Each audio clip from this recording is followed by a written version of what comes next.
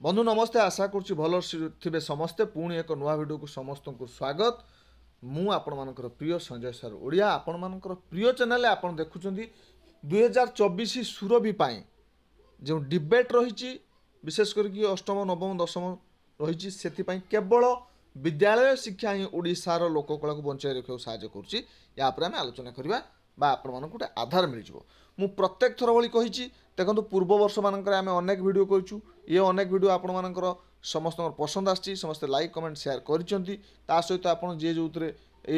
Prepare होगी जो प्राय जो पाई उपहार किसी प्राइज बा किसी पोजिशन से कमेंट रे जनई आम बहुत खुशी होचु शह शह मेसेज आमको उत्साहित कर ये वर्ष 2024 आपण आम जुगेदबा समस्त विषय जहाँ जहाँ आपंकर आवश्यक अच्छी तेज प्रथम विषय भाव यहाँ आम आरंभ करुचे एक कही रखे यह केवल आधार जेहेतु हठात एक नुआ विषय दि जाए पे जापारती ना तांको जानापी मु टपिकटे कै आ मु भारी सचोट भाव सब कहे पिलामानंकु जे पिलामाने तुम यहाँ शिखब जानब किंतु चेष्टा कर निजस्व शैली लिखा चेष्टा कर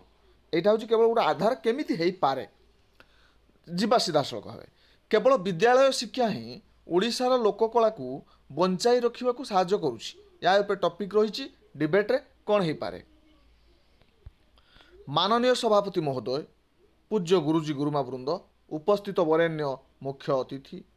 बाग्मी मुख्य वक्ता विद्वान विचारक मंडली तथा उपस्थित मोर ज्ञानी गुणी श्रोता मंडली एवं मोर छोट बड़ भाई और भौणी माने आज विद्यालय स्तरीय सुरभि कार्यक्रम में मत अंशग्रहण कर सुजोग प्रदान कर एवं केवल विद्यालय शिक्षा ही ओडिशार लोककला को बंचाई रखा साहाय्य करुच्ची कि विषय वस्तु को नहीं किसी वक्तव्य रखा सुजोग पाई मु निजको धन्य मन करुच्ची। वास्तव में पारंपरिक लोककला और संस्कृति होउछि ये जातिर जीवन और भविष्यत सामाजिक सचेतनता सृष्टि करिबारे लोककला भली प्रभावी माध्यम अन्य कौनसी माध्यम नहीं विशेष कर ओडिशा होउछि लोककलार गंताघर कहीं केउ कालरू ये लोककलार सृष्टि बहु आगरू अवसर विनोदन माध्यम थिला ए लोककला मनुष्यर सामाजिक जीवन प्रतिफलन यही कला माध्यम प्रतिफलित होता है सारा विश्व में लोकगीत और लोकसंगीत रही स्वतंत्र परिचय ओडिशा रे प्रचलित लोककला गुड़ी को विचार कले जना पड़े से सबुर नेपथ्य उद्देश्य सामूहिक चित्त विनोदन शारीरिक और मानसिक प्रसन्नता ओडिशा रे विभिन्न स्थान रे आंचलिक स्तर में सृष्टि होइथिबा ए लोककला गुड़िक निजर स्वतंत्र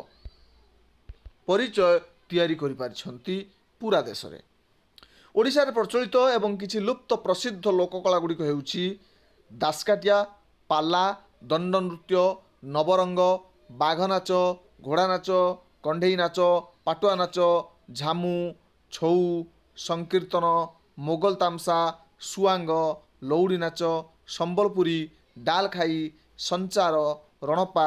धुड़ुकी घुमुरा जोड़ीशंख केंदरा गीत गोटीपुओ दुआरी चकुलिया पंडा इत्यादि तेबे दिन थिला राजा राजुड़ा समय रे एसबू परिवेषण पाई राजा और जमीदार माने प्रोत्साहन जोगाउथिले किंतु समय क्रमे ये समस्त प्राय एबे विलुप्त जार उद्धार एवं संरक्षण निहाती आवश्यक एथिपाई एक विशेष धन्यवाद पात्र करा जाई परिबो विद्यालय मानंकु कारण एबे केवल विद्यालय मानकर एही कला सबको शिक्षा माध्यम रे जेतिकी परपीढ़ी मानक पाखरे पहुंचाउची विभिन्न प्रतियोगिता मान आयोजन करा जाई परिवेषण माध्यम रे छात्र छात्री मानक हृदय रे एहाकू उज्जीवित रखि पारिछि एहा सहित विभिन्न पथप्रांत नाटक माध्यम रे समाज सचेतनता विषय वस्तु को गाँ गाँ रे शिक्षक एवं छात्र छात्री मानक द्वारा लोकमानक निकट रे पुणी थरे प्रभावी ढंग रे उपस्थापन करा जाई पारुछि एथिरे जनसाधारण मूल्यवान वार्ताटी ग्रहण करने सहित पारंपरिक लोककला सह परिचित भी हो पारुछि सुरभि भली विभिन्न प्रतियोगिता आयोजन करी शिक्षा विभाग यहाकू अधिक गुरुत्व प्रदान करुछि सरकार मध्य या प्रति आउरी अधिक दृष्टि प्रदान करी लोककला सह जड़ित प्रत्येक कलाकार मानकू प्रोत्साहित करबा उचित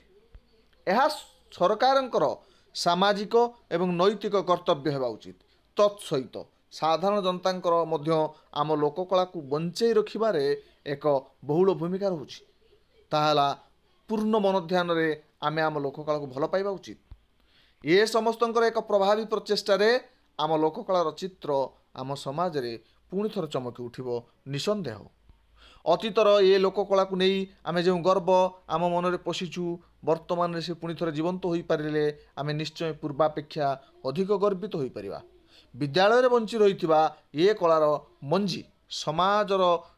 ଜଳରୂପକ ଉତ୍ସାହ ଓ ପ୍ରେରଣା ପାଇ ଭବିଷ୍ୟତରେ ଉନ୍ନତ କଳାର ଦେଶ ଉତ୍କଳରେ ସଂସ୍କୃତିର ଏକ ବଟବୃକ୍ଷ ସାଜୁ, ଏତିକି ଆମର ଆଶା ଓ ବିଶ୍ୱାସ। ମୋର ଏ ବକ୍ତବ୍ୟକୁ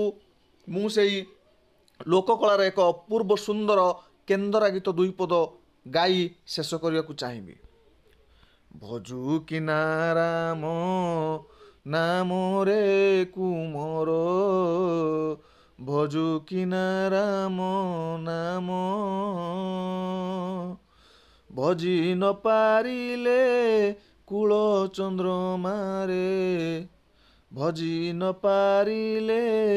କୂଳ ଚନ୍ଦ୍ରମାରେ, ବାନ୍ଧି ନେବ କାଳ ଯମରେ କୁମର, ବାନ୍ଧି ନେବ କାଳ ଯମ। ଧନ୍ୟବାଦ ସମସ୍ତଙ୍କୁ। ତେବେ ଏଇଠି ସରିଯାଇଛି ଯେଉଁ ଆମେ ଆଲୋଚନା କରୁଥିବା ଆଜିର ଡିବେଟ୍ଟି ବା ଆମେ ବକ୍ତୃତା କହିପାରିବା। ଏହାକୁ ଆପଣ ଆପଣଙ୍କ ଅନୁଯାୟୀ ଏହାକୁ ସଜେଇ ପାରିବେ, କମେଇ ପାରିବେ କମ୍ ଯଦି ସମୟ ଦିଆଯାଇଥାଏ, ବଢ଼େଇ ପାରିବେ ଅଧିକ ଯଦି ସମୟ ଥାଏ। ଏହା କେବଳ ଆଧାର ମାତ୍ର। ଯଦି ଭଲ ଲାଗିଛି କି ଶିଖିବାକୁ ପାଇଛନ୍ତି ତାହେଲେ କମେଣ୍ଟ କରିବେ, ନିହାତି ଲାଇକ୍ କରିବେ, ଅନ୍ୟ ସାଙ୍ଗସାଥିମାନଙ୍କୁ ସେୟାର କରିବେ, ଆଉ ଚ୍ୟାନେଲ୍ ସବସ୍କ୍ରାଇବ୍ କରିଦେବେ। ଧନ୍ୟବାଦ। ପୁଣି ନୂଆ ଭିଡ଼ିଓ ନୂଆ ଟପିକ୍ ନେଇକି ଖୁବ୍ ଶୀଘ୍ର ଆସିବି।